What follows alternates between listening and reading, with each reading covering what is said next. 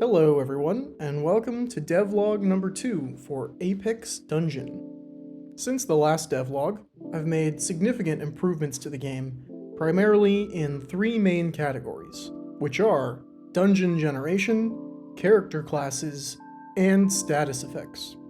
So let's start with the first one, dungeon generation.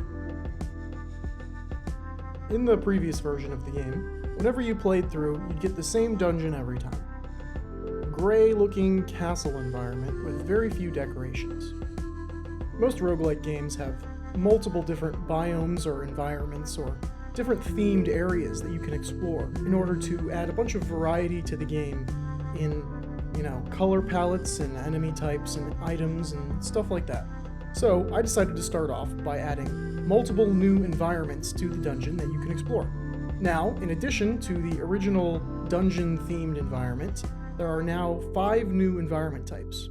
Those 5 new environments include a sewer environment, a water environment, a cave environment, a lava environment, and a forest environment.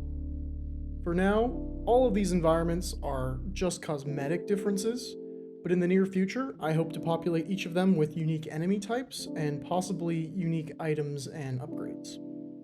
In addition to adding new environments to the dungeon, I've also upgraded the aesthetic look of all of these dungeons by adding a much wider variety of decorations, as well as additional furniture. So now as you wander around, there will be a lot more to look at and interact with. Speaking of the furniture, I've also modified the way the loot tables work.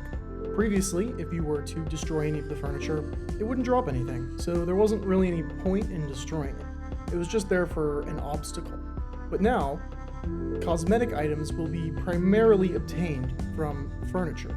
So if you're looking for health potions or any other consumable item, you'll probably want to knock down a bunch of furniture and see what you can find. Furthermore, in addition to the other dungeon environment changes, I've also added chests. So now, rather than finding equipment lying around on the floor in different rooms, you'll have to search for chests within the dungeon to open and find your items. Chests will have a small chance to contain consumable items, but they will primarily contain equipment. There will still be a small chance to find equipment and consumable items on the ground, but for the most part, you're going to have to get them from furniture and chests from now on. Another new thing you'll have to look out for in the dungeon from now on are traps. I've now added 2 types of traps to the game that you can run into. The first is a bear trap. It is a physical damage trap that you or an enemy can step on, and it will inflict damage. You can disarm the bear traps by standing next to them and selecting them. The second type of trap to look out for is a magic circle trap. These traps will only be triggerable by the player, and they will inflict random status effects or have a chance to teleport you randomly to somewhere else within the floor. The final change that I've made to dungeon generation is the enemy variety. Previously, there were about 6 to 8 different types of enemies that you could run into. Now there are 30 plus different enemies. At the moment, these enemy types are also just a cosmetic difference, but with the next update, I plan to give each of these enemies unique stats and abilities. So you'll have to carefully think about how you attack each of these enemies in combat. The next main addition to the game is character classes. Now, when you create a new character from the main menu, you'll have the option to choose between one of 12 different classes. These classes are Archer, Bard, Druid, Knight, Warrior, Thief, Priest, Paladin, Necromancer, Monk, Swordsman, and Mage.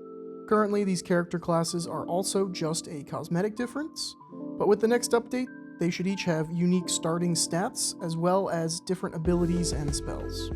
Finally, the last big addition to the game is the status effect system.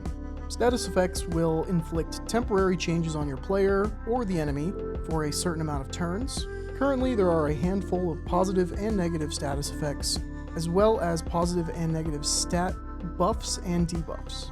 Enemies now have a small chance to inflict either poison or bleeding on the player when attacking, and the player has a small chance to inflict bleed on enemies. Traps like the magic circle trap will also inflict status effects, and the bear trap has a 100% chance to inflict bleed on any target that activates it. There have also been new items added into the game which take advantage of the status effects.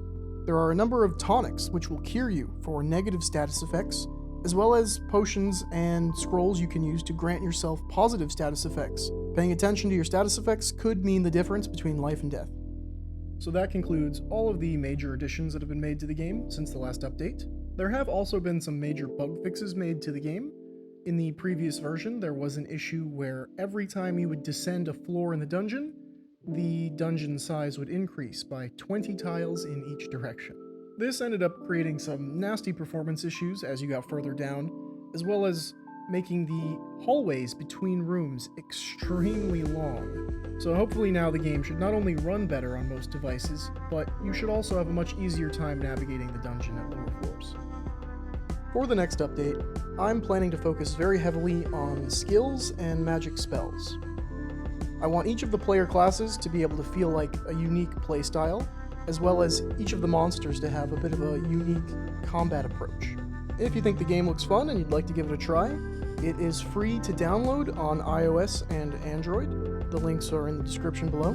If you have any other feedback, positive or negative, for the game, please leave it in the comments section below and I'll make sure to take a look at it. That's all for today. Thank you so much for following along, and I hope to have another update out soon. Bye!